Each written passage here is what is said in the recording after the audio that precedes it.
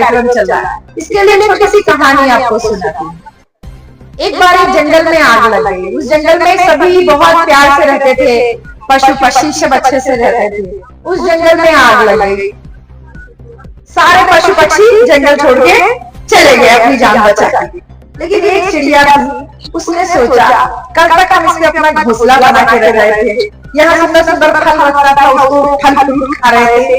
आज जब जंगल के ऊपर मुसीबत आई तो हम सारे लोग जंगल छोड़ के भाग जाएं। उसने कहा मैं जंगल छोड़ के भागूंगी नहीं। उसने कहा मैं इस जंगल की आग को बुझाऊंगी। तो वो क्या करती, पास में नदी बह रही थी, वहां से चोंच में पानी लेती और लाके एक एक बूंद उस जंगल की आग के ऊपर कर रही थी। अब चोंच में कितना पानी और जंगल की आग तो बहुत बड़ी थी, तो उसका पंख झुलसने लगा। दूर एक कौवा बैठा था, आया कहना अरे चिड़िया ये तू क्या कर रही है, अपनी चोंच की पानी से जंगल की आग को बुझा रही है, इसी में गिर के जल के मर जाएगी, पता भी नहीं चलेगा। जैसे सब जने भागने तू अपन जाके जान बचा के भागा। तब वो चिड़िया जो उस कौवे को जवाब देती है ना बच्चों, वो बहुत इम्पोर्टेंट, वो समझने लगा। वो चिड़िया कहती है उस कौवे से, सुन बे कौवे, ऐसे ही बोलती है, सुन बे कौवे, जिस दिन इस जंगल का इतिहास लिखा जाएगा तेरा नाम गद्दारों की सूची में आएगा और मेरा नाम सुनहरे अक्षरों में लिखा जाएगा, क्योंकि मैंने जंगल की आग को अपनी चोंच के थोड़े से पानी से ही सही बुझाने का प्रयास तो किया, तेरी तरह जान बचा के भागी तो नहीं, तो मेरा नाम सुनहरे अक्षरों में लिखा जाएगा। पास में एक हाथी बैठा था, उसने सोचा इतनी छोटी सी चिड़िया को ये बात समझ में आई और मैं इतना भारी शरीर लेके मेरे दिमाग में ये बात क्यों नहीं आई। तो वो तुरंत उठा और जाके सूंड में पानी भरा और जैसे सूंड में पानी भर के जंगल के ऊपर बौछार किया तो जानवर एक दूसरे को देख के नकल करते हैं। पास में बैठे हाथियों का जितना झुंड था सब अपनी सूंड में पानी लिए और जंगल के ऊपर बौछार करने लगे। देखते ही देखते जंगल की आग मिनटों में बुझ गई। ये हमारा भारत देश भी है ना, ये उसी जंगल के समान था जहाँ पे सब एक दूसरे से प्रेम भाव से रहते थे। इस कहानी को सुनाने के पीछे मेरा उद्देश्य है, उसी उद्देश्य से आ गई। ये हमारा भारत देश, इसको जम्बू द्वीप कहा जाता था। भारत का पुराना नाम था जम्बू द्वीप। जम्बू माने होता है जामुन, यहाँ पे जामुन का पेड़ बहुत था इसलिए इसको जम्बू द्वीप बोला जाता था। सब एक दूसरे के साथ में रहते थे, कोई जाति बाती ऊंच नीच भेदभाव नहीं था। अचानक से कुछ लोग बाहर से आते हैं, लोगों को प्रताड़ित करते हैं, उनके पास औजार था, हथियार था, वो लोग बलशाली थे। उन्होंने हमारे लोगों को गुलाम बना लिया और गुलाम ऐसा बनाया कि कहा कि तुम जाओ खेत गोड़ो, कुछ लोगों से कहा कि तुम हमारे पशु को चराओ, कुछ लोगों से कहा कि तुम हमारे घर में साफ सफाई करो, कुछ ने कहा हमारा कपड़ा धो। इसी तरीके से अलग अलग काम में लगा दिया और उस काम के आधार पे जाति में बांट दिया। तो जो लोहा पीटता था उसको लोहार बोला गया, जो सोना पीटता था उसको सुनार बोला गया, जो गाय भैंस चराता था उसको अहिर बोला गया, जो खेत गोड़ता था उसको कुर्मी बोला गया, जिसने पशु का मरा हुआ पशु उठाया उसको चमार बोला जाता था, जिसने पशु का गोबर उठाया उसको भंडी बोला जाता था। इस प्रकार से ऊंच नीच जाति व्यवस्था में बांट दिया। लेकिन इस जाति व्यवस्था में तमाम लोगों ने जन्म लिया जिन्होंने कहा कि ये जाति ठीक नहीं है।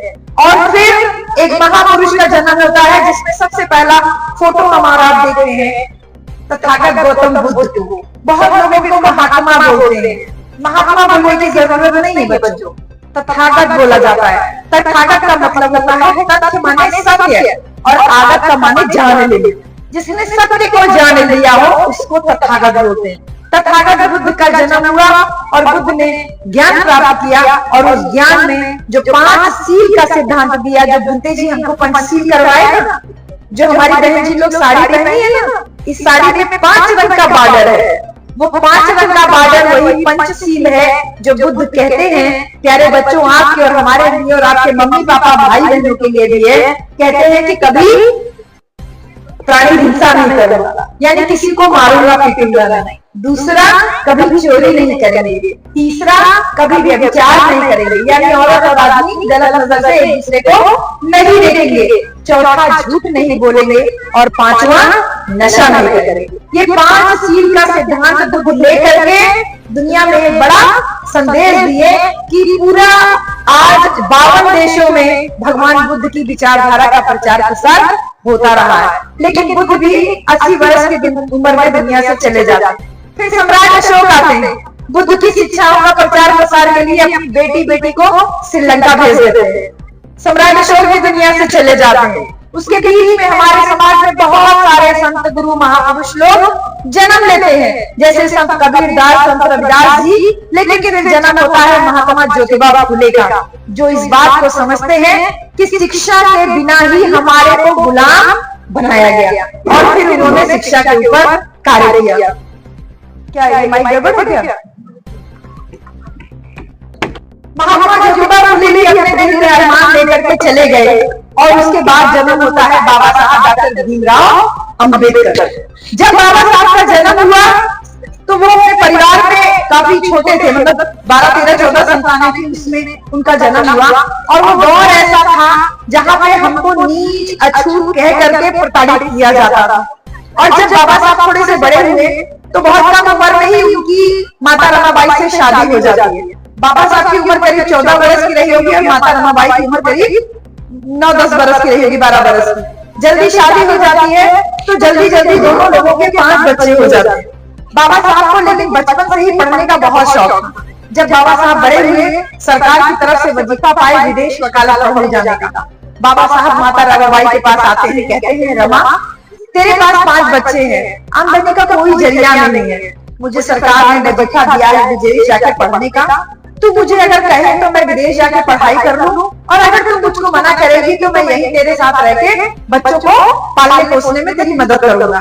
माता रमाबाई बिल्कुल अनपढ़ थी, लेकिन बुद्धि बहुत थी उनके पास। वो कहती है नहीं बाबा साहब, आपको मौका मिला है, आप जाइए विदेश पढ़ाई कीजिए, मैं जैसे तैसे बच्चों को पाल लूंगी। बाबा साहब विदेश चले जाते हैं, और यहाँ माता रमाबाई अपने 5 बच्चों को कैसे पालती है जानते हैं बच्चों?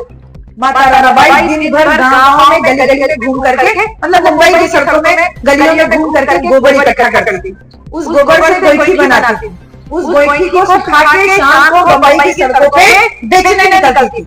उस गोईठी को बेचने से जो पैसा मिलता था, उस पैसे से अपने 5 बच्चों को एक टाइम का भोजन भी बहुत मुश्किल से करा पाती। आज हमारे बच्चे दिन भर कई बार खाना खाते हैं, लेकिन बाबा साहब के बच्चे एक टाइम का भोजन भी बहुत मुश्किल से कर रहे थे। इसी बीच बाबा साहब का बड़ा बेटा गंगाधर बीमार पड़ता है और बिना इलाज के वो दम तोड़ देता है, क्योंकि माता रमाबाई के पास पैसे नहीं।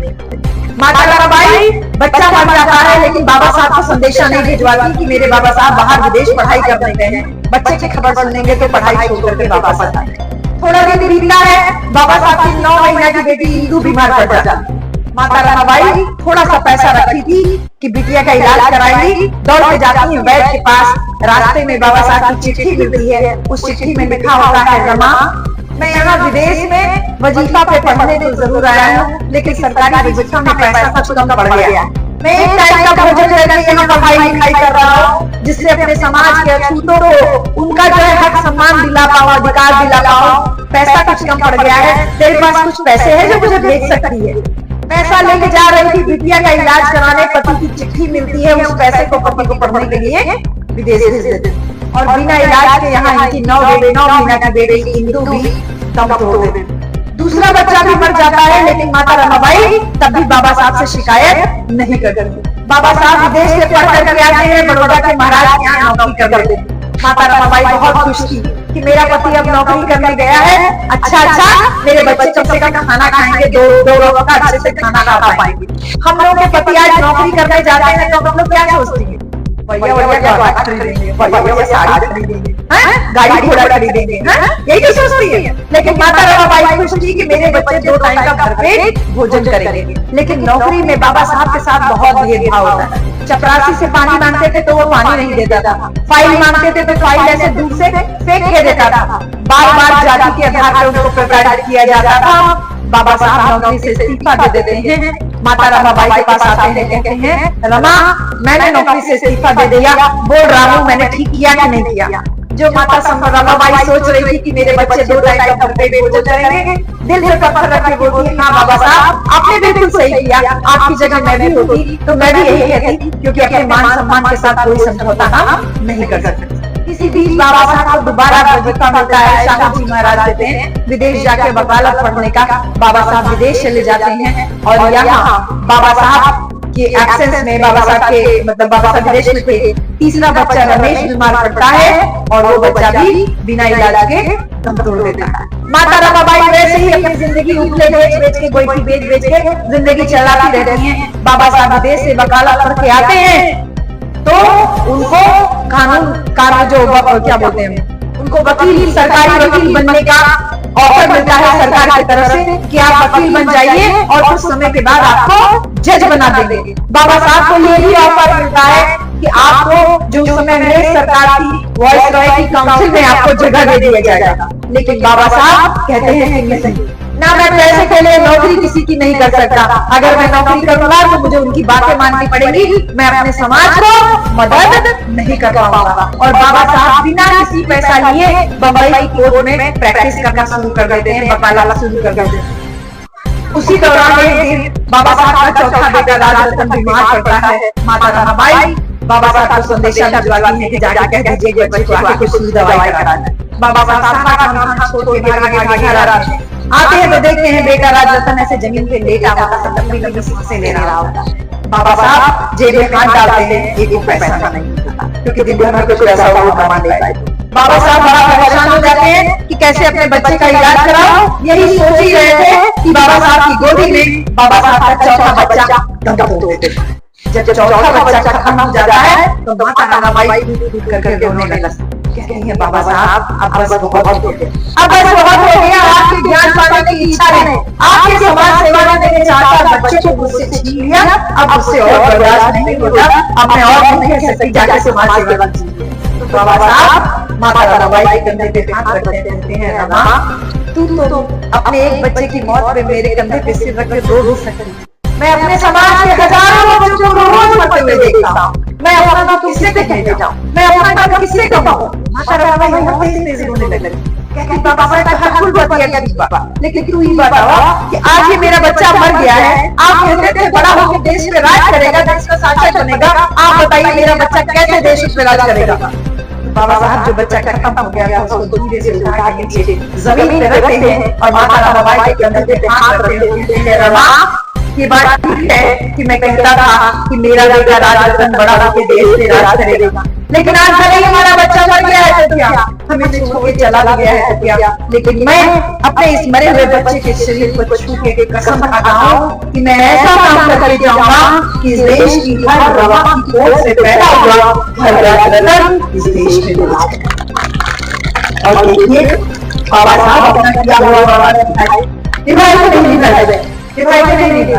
अपनी बेटी इंदु को राज नहीं करा पाए, अपने बेटे राजरतन को राज नहीं करा पाए, लेकिन आपके हमारे जैसे लाखों करोड़ों हिंदू जाने कितने राजरतन आज देश के राज करने का सपना देख रहे हैं, राज भी कर रहे हैं। बाबा साहब बच्चा मर जाता है, आंख के आंसू नहीं कर रहा है, लेकिन जब पड़ोस के लोग आते हैं बच्चे का अंतिम संस्कार करने के लिए तो बाबा साहब जेब में इतना पैसा नहीं होता कि अपने बच्चे की लाश में कफन का इंतजाम कर पाए। बाबा साहब फूट कर रोने लगे। सब लोग सोचते हैं कि बेटा मर गया है इसलिए डॉक्टर अम्बेडकर रो रहे हैं, लेकिन बाबा माता रमाबाई समझ जाती है कि मेरा पति रो रहा है। फटी हुई साड़ी पहनी होती है, उस साड़ी का आंचल उठाती है, आंचल उठा के बच्चे की लाश पे डालती है, उसका कफन तैयार होता है, उस बच्चे को अंतिम संस्कार के लिए लेके जाते हैं। जब अंतिम संस्कार करके बाबा साहब के पास आते हैं, बाबा साहब आप इसीलिए रो रहे थे ना कि आपके पास बच्चे के कफन पे डालने के लिए पैसे नहीं थे?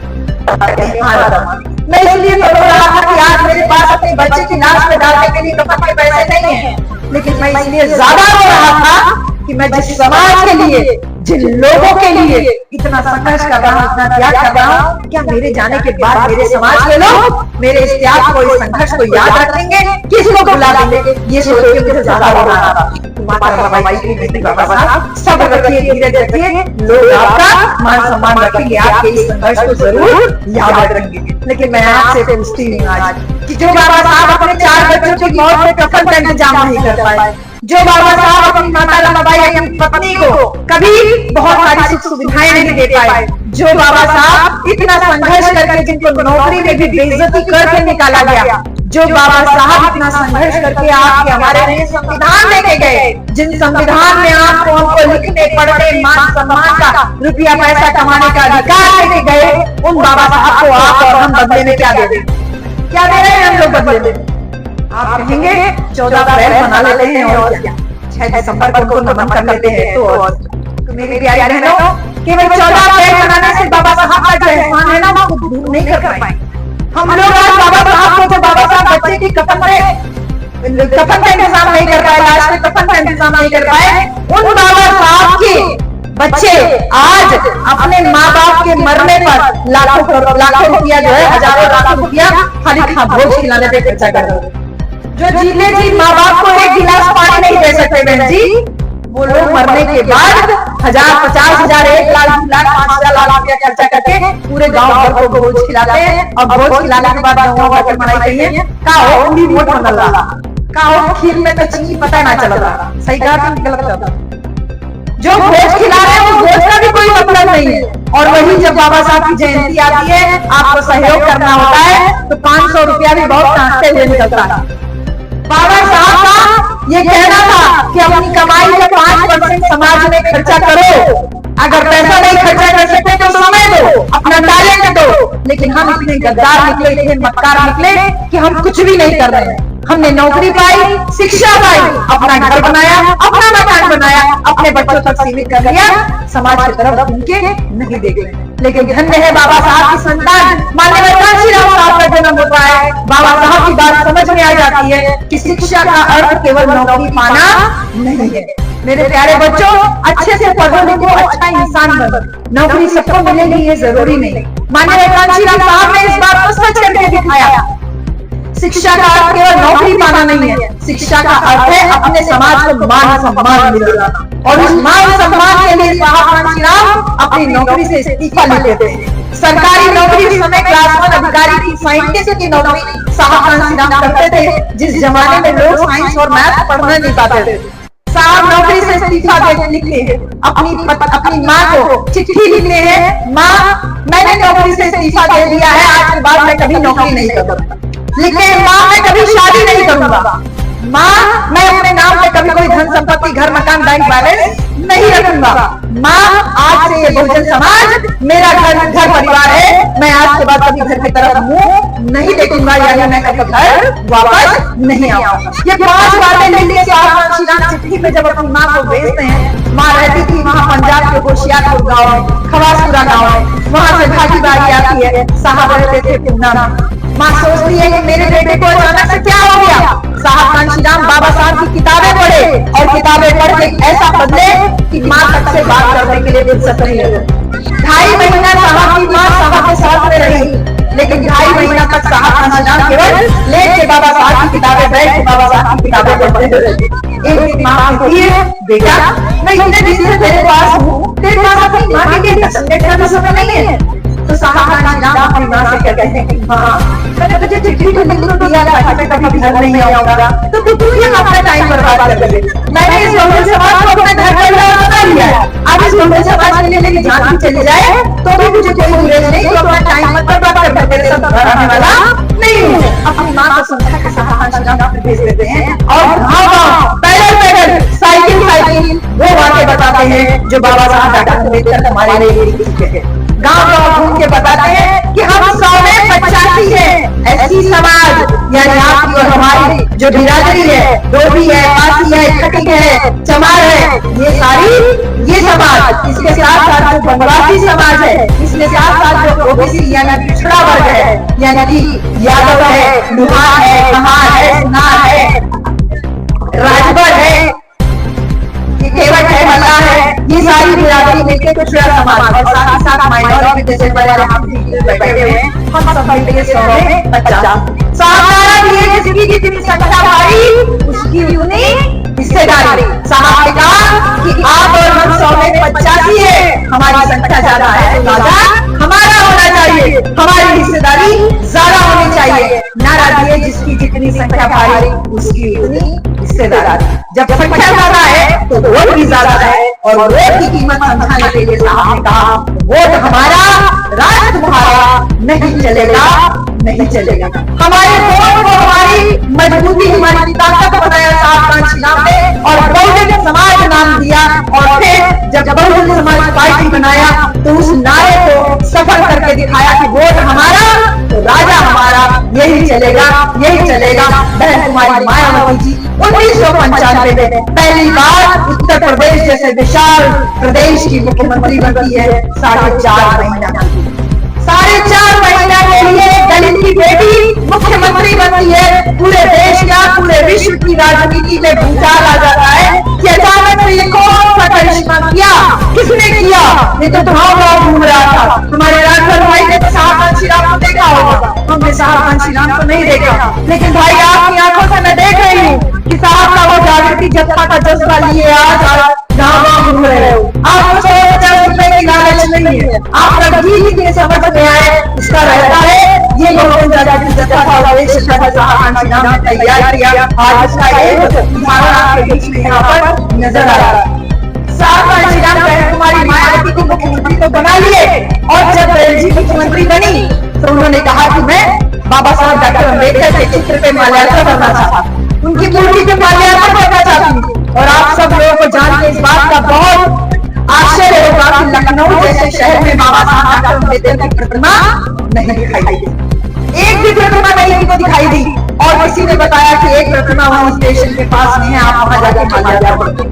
जब बहन कुमारी मायावती जी मुख्यमंत्री की हैसियत से माल्यार्पण करती है तो मोटा मोटा आंसू उनकी आंखों से गिरता है कि जिसकी वजह से, जिस बाबा साहब की वजह से आज समाज की बेटी मुख्यमंत्री बन पाई, उन बाबा साहब की प्रतिमा मुझे नहीं पड़ रही है। और वही दिन था जो बहन जी ने ये प्रतिज्ञा की कि न केवल बाबा साहब की प्रतिमा बल्कि बाबा साहब के नाम को भी आने वाली पीढ़ियों तक मैं जिंदा करके रहूंगी। और ये बहन कुमारी मायावती जी और बहुजन समाज पार्टी की देन है कि आज आपके गांव में इतनी सुंदर प्रतिमा आपने बीच स्टेशन के बीच में लगा के रखी हुई है। ये हमारे महापुरुषों के त्याग, बलिदान, तपस्या का एक जीता जाता। ये केवल इस गांव की बात नहीं है, पूरे देश भर में बाबा साहब को श्रद्धांजलि देने के लिए बाबा साहब की प्रतिमाओं को लगाने का चलन चालू हो गया। ऐसा चलन चालू हुआ कि एक विदेश में रहने वाली महिला ने एक रिसर्च किया, उसने एक अनुसंधान किया, वो खोज कर रही थी कि इस इंडिया में अचानक से क्या हो गया, इस देश में अचानक से क्या हो गया, जो परिवर्तन हुआ। और वो वहां से कन्याकुमारी से शुरू हुई और कश्मीर तक पहुंची। तो उसने जो खोज किया, ये जाना कि इस देश में सबसे ज्यादा अगर किसी के मानने वाले हैं, इस देश में सबसे ज्यादा अगर किसी की प्रतिमा है तो वो बाबा साहब डॉक्टर भीमराव अम्बेडकर।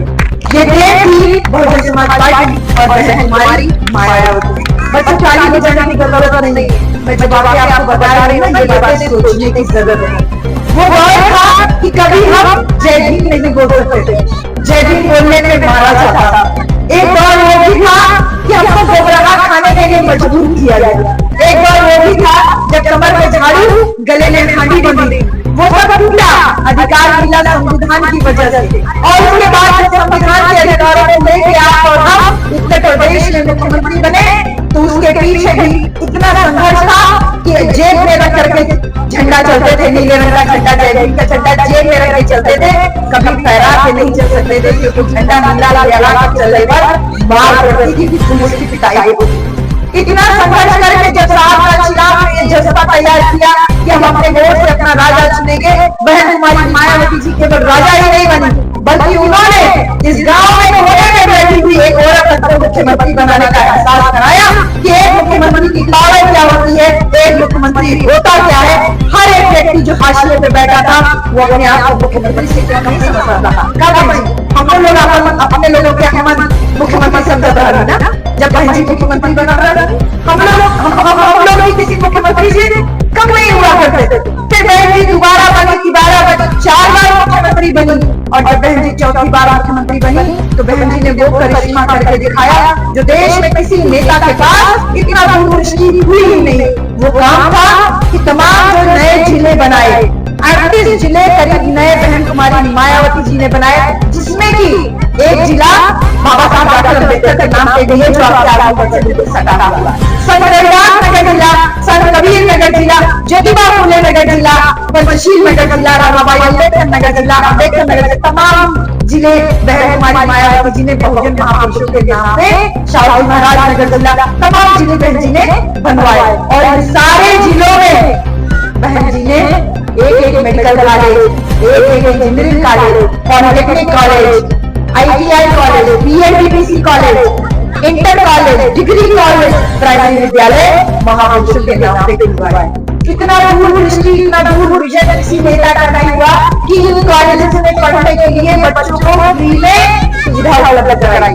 बहन जी, हमारे बच्चे चाहे डॉक्टरी की पढ़ाई करें, चाहे इंजीनियरिंग की पढ़ाई करें, उनका कभी फीस नहीं पड़ रहा। ये सोच रही बहन जी के कि जो नारा था आरक्षण से लेंगे SPDM, वोट से लेंगे CM PM, तो वोट से CM PM को हमने ले लिया, आरक्षण से SPDM के लिए शिक्षा जरूरी है। और वही शिक्षा बताने का काम बहन जी ने किया जब 0 फीस पे आप हमारे बच्चों को डॉक्टर, इंजीनियर, प्रोफेसर या छोटे लेवल के ऊपर पढ़ाई में सुविधा उपलब्ध कराई। न केवल 0 फीस पे एडमिशन करवाया, बल्कि हमारे बच्चों को उल्टे वजीफा अलग से दिया। एक दौर वो भी था जब बहन कुमारी मायावती जी दहाड़ रही थी और उनकी दहाड़ यहाँ से नीचे से लेकर संसद तक गूंज रही थी। पिछले 12 साल से आज हम शासन सत्ता में नहीं है, लेकिन बहन जी का काम डेली, मैं चौराहे सट्टी पे घूमती हूँ, बहन जी के काम की डेली प्रशंसा मैं दूसरी बिरादरी के लोगों के मुख से सुनती हूँ। और इस बात का बहुत गर्व होता है कि जब वो दौर था जब बहन मायावती जी ने मान्यवर तहसीलदार साहब के साथ में अपना घर छोड़ लिया। बहन जी कब सोच के देखा कि सारे कांशीराम भी अपने पिता का घर छोड़ दिया, माँ का घर छोड़ दिए, वो सात कांशीराम जो गली घूम के आज अपने शासक बना रहे, वो सात कांशीराम के साथ जब महिला चल रही थी उस दौर में, तो वो आपकी हमारी बहन जी थी। जब औरतें पढ़ना नहीं ठीक से जान रही थी, उस समय में गाँव बहुजन महापुरुषों के बारे में पता थी। और वही बहन जी सोचिए, कभी ऐसा ना तो हुआ होगा, कभी मूड पे आया होगा तो सोची होगी ना कि माँ के सर पे, माँ के गोदी में सर रख ली, माँ जो है सर पे तेल लगा दे या सर दबा दे। कभी कपड़ा फटा होगा तो पिता को याद किया होगा ना कि पिताजी होते तो आज फटा कुर्ता या किसी चप्पल नहीं पहनने देते, एक नया चप्पल, एक नया जो भी कपड़ा जरूर सिला कर दे देते। वो बहन कुमारी मायावती जी के दिल में यही तो आया होगा ना, जैसे सारी औरतों का घर परिवार है, ऐसा मेरा तो होगा ना। मेरे पास भी पति होता, बच्चा होता, सबसे लड़ाई झगड़ा करती, खुश रहती, अच्छे से वो बहन कुमारी मायावती जी, इन्होंने अपनी सारी इच्छाओं का दमन कर दिया और पूरा जीवन आपके हमारे लिए समर्पित कर दिया। तो खाली जीवन में नहीं समर्पित किया, बल्कि हमारे बच्चों को आगे बढ़ाने के लिए फ्री में शिक्षा का भी व्यवस्था किया। तो हमारे सारे बच्चों को, हमारे देश के बच्चों को बहन कुमारी मायावती जी ने अपना बच्चा माना, तब तो हमें शिक्षा का बिना तो होता है। और उसके बाद जो तमाम मेडिकल कॉलेज और अस्पताल बहन जी ने दिलवाए, उसने बगैर किसी पैसे के इलाज की व्यवस्था करवाई। बहन कुमारी मायावती जी के शासनकाल में 2,08,000 की 1,08,000 सफाई, 1,08,000 सफाई कर्मचारियों की भर्ती हुई, जो कि अपने आप में एक रिकॉर्ड है। तब से आज तक सफाई कर्मचारियों की भर्ती नहीं हुई। बहन जी के शासनकाल में 72,000 90,000 टीचरों की भर्ती आई, टीचरों का भर्ती हुआ। बहन जी की सरकार में 2 लाख से ज्यादा पुलिस में भर्ती आई। बहन जी के शासनकाल में रसोईया लोगों की नियुक्ति हुई, उसके बाद से कभी कोई सरकारी विद्यालय में रसोईया की नियुक्ति नहीं हुई। बहन जी एक व्यक्ति पर, एक तबके पर उनकी नजर थी कि हर एक गांव में रहने वाला व्यक्ति तक भी नौकरी का सुविधा का लाभ पहुंचे। ये बहन जी की सोच थी कि मेरी बहनें इलाज के अभाव में दम ना तोड़े। बहन जी ऐसा हो रहा कि औरत लोग जब लड़का बच्चा का जन्म दे रहे होंगी तो मर जाता है। बहन जी के बहन जी को पता चला तो बहन जी ने तुरंत कहा नहीं, जच्चा बच्चा दोनों जरूरी है। और बहन जी ने 100-108 नंबर एम्बुलेंस का व्यवस्था किया। ये बहन जी के शासन की देन है। सारा एम्बुलेंस लगा के रखा था, ये तो संजोग था कि इसके बाद सरकार बदल गई, बहन जी जीता नहीं काट पाई, तो लोग अपना नाम लगा लगा के कह रहे हैं कि ये जल्दी काम रहा बहन कुमारी जी का। ये जो 16 नंबर पुलिस का आप डाल सकते हो, ये भी बहन जी की ही देन है। तो बहन जी की नजर हर एक व्यक्ति पे थी। ये जो पूर्वांचल एक्सप्रेस वे आपके हमारे बीच में मिलता है, इसका भी पैसा, इसका भी खाता बहन कुमारी मायावती के शासनकाल में हुआ। जितनी भी सड़कें आप चौड़ी देख रहे हैं, इन सब का पैसा बहन जी के समय में भी सैंक्शन हुआ। ये सारा काम बहन जी ने किया। और जो सबसे बड़ा काम बहन जी ने किया कि बाबा साहब से बोले थे प्रतिमा को जिंदा कर दूंगी, बाबा साहब की प्रतिमा विचारों को भी जिंदा कर दूंगी। दोनों काम बहन जी ने किया। जिला बनाया बाबा साहब के नाम पे, विद्यालय बनवाया, कॉलेज बनवाया और उसके साथ साथ गांव तक बनवा दिया। डॉक्टर अम्बेडकर ग्राम योजना के तहत आपके हमारे गांव अम्बेडकर ग्राम घोषित हुए। सरकारी अफसरों की हालत खराब रहती थी बहन जी। आज तो हम फरियाद ले लेंगे, घूमत होगा ना जरूरी अधिकारी लोगों के पीछे की कमी खड़क जाए, बिछ जाए तो नालिये बन जाए।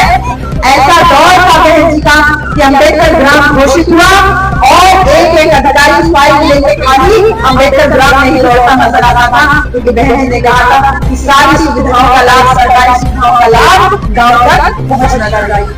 ए बच्चे लोग हल्ला में जाओ, हल्ला में सरकार में ये आगे करके बैठना बाबा। हमारे घर बहन की विधानसभा का पता है, वहाँ पे एक देवरिया गाँव है। देवरिया गाँव मेरे पापा के फूफा का घर है। वहाँ पे भी लोग बताते हैं और भी बहुत सारे लोग बताते हैं कि देवरिया गाँव में बहन जी मुख्यमंत्री रहते हुए अचानक दौरा करी। रात को पता चला कि बहन जी देवरिया गाँव आने वाली है सुबह सुबह। तो तुरंत डीएम और सब अफसर कपड़े लगे, रतिया रात सड़क बन गई, लाइट वाइट सब लग गई। बहन जी दूसरे दिन सुबह उनका हेलीकॉप्टर जब उस गाँव में उतरा, बहन जी ने सारे अधिकारियों को किनारे कर दिया, क्योंकि सब बेचारे डरे हुए थे कि अभी तो नया नया सड़क बना है, उसके ऊपर बालू और मिट्टी फेंक के फेंक के तरीके के बात करके प्रयास किया जाएगा। बहन जी बहन जी ने सारे अधिकारियों को तलब कर दिया। एक अम्मा बीच में बैठी हुई थी, उनसे कही अम्मा सब ठीक बात करे गाँव में कहे जाता हूँ।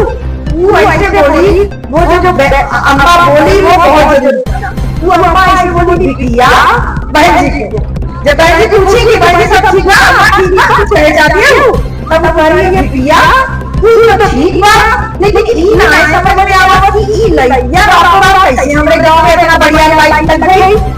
तो बहन जी मुस्कुराने लगी, कहे आओ बाबा, कहे बिटिया ई लाइट लगल लेकिन कभी ना कि तू सड़क यहां से वहां तक काहे बवाल नहीं है, समझ में आया, बाकी तो सब ठीक बा।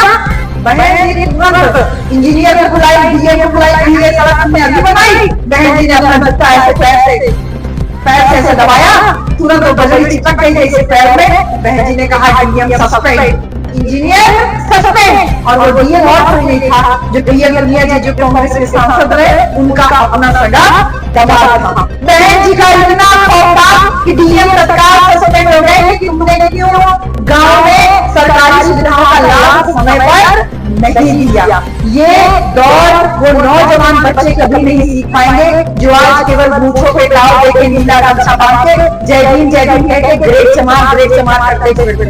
आप नहीं समझ पाओगे कि बहन कुमारी मायावती जी जनता की नेता थी। इसीलिए आज ये दौर में भी गांव देहात में हर एक औरत यही कहती है कि अगर बहन कुमारी मायावती जी को आखिरी वोट भी मिलेगा तो वो मेरा वोट होगा, यानी मैं अपने मत से दम तक अगर किसी को वोट करूंगी तो बहन कुमारी मायावती जी को। ये ऐसे ही नहीं किया है, इसके लिए बहन जी का संघर्ष है, जिस संघर्ष की वजह से आज हम लोग यहाँ पर मंच लगा करके जय जय भीम का नारा लगा पा रहे हैं। पूछना अपने बाप दादाओं से कि जय भीम नहीं बोल सकते थे, नीला झंडा नहीं लगा सकते थे, महापुरुषों को जयंतियां नहीं मना सकते थे।